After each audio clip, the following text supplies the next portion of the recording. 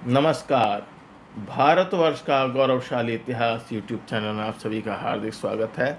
आज की वीडियो में हम कुमारगुप्त प्रथम का उदयगिरी गुहा अभिलेख तृतीय के बारे में जानकारी प्राप्त करेंगे। यह अभिलेख गुप्त संवत 106 का है। उदयगिरी गुहा अभिलेख तृतीय विदिशा जनपद मध्य प्रदेश स्थित उस गुहा मंदिर में है जिसे अलेक्जेंडर कनिंघम ने 10वीं जैन गुहा नाम दिया था। कनिंघम की दृष्टि में यह लेख 1876-77 ईस्वी में आया था और उसे उन्होंने 1880 ईस्वी में प्रकाशित किया था। 1882 ईस्वी में हुल्स ने उसका एक संशोधित पाठ प्रस्तुत किया। तत्पश्चात उसे फ्लीट ने संपादित कर प्रकाशित किया। इस लेख का संक्षिप्त परिचय इस प्रकार है। लेख का नाम है कुमारगुप्त प्रथम का उदयगिरी गुहाभिलेख तृतीय। स्थान है उदयगिरी, विदिशा जनपद, मध्य प्रदेश। इसकी भाषा संस्कृत है, लिपि ब्राह्मी है। इसका समय है गुप्त संवत 106 या 425 ईस्वी। यह कुमारगुप्त प्रथम का शासनकाल है। इसका विषय जैन तीर्थंकर पार्श्वनाथ की मूर्ति की स्थापना की उद्घोषणा है, परंतु लेख में उल्लिखित कोई प्रतिमा अब गुहा के भीतर नहीं है। इस लेख का हिंदी अनुवाद इस प्रकार है।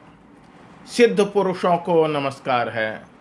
श्री अथवा वैभव से युक्त गुणों के सागर गुप्त कुल के राजा के राजत्व काल में राज्य कुल की अभिवृद्धि करने वाले वर्ष 106 में कार्तिक के उत्तम मास के कृष्ण पक्ष की पंचमी इस गुहा के मुख में भीतर उन जिनों में श्रेष्ठ पार्श्वनाथ की, जिन्होंने धर्म के शत्रुओं पर विजय प्राप्त की और जिन्होंने इंद्रियों को वशीभूत कर लिया था, सर्पफण से युक्त पार्श्ववर्तिनी परिचारिकाओं विकटा सहित मूर्ति की स्थापना की गई।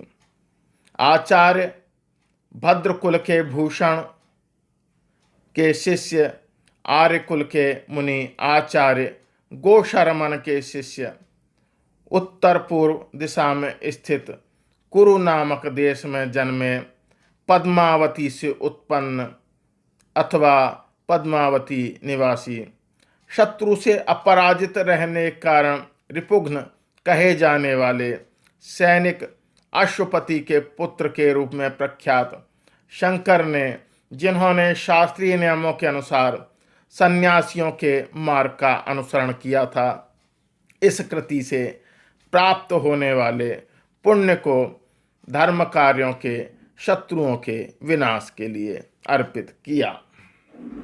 इस लेख पर टिप्पणी इस प्रकार है। यह लेख गुप्त शासकों के काल का है, परंतु इसमें शासक के नाम का उल्लेख नहीं मिलता है। उसकी अभिव्यक्ति मात्र गुप्तान्वय अर्थात गुप्त संवत के द्वारा की गई है।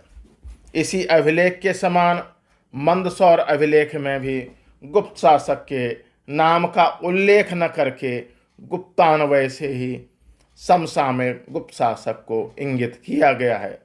ये दोनों ही लेख मध्य भारत के क्षेत्र के हैं। इसमें शासक का नामोल्लेख न किया जाना अकारण न होगा। इसके पीछे अवश्य ही कोई राजनीतिक परिस्थिति रही होगी।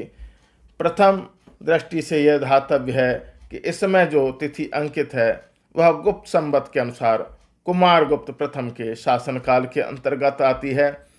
इसी आधार पर इसे उसके काल का लेख कहा जा सकता है। इस प्रकार हमने वीडियो के इस भाग में कुमारगुप्त प्रथम के काल के उदयगिरी गुहाभिलेख के बारे में जानकारी प्राप्त की।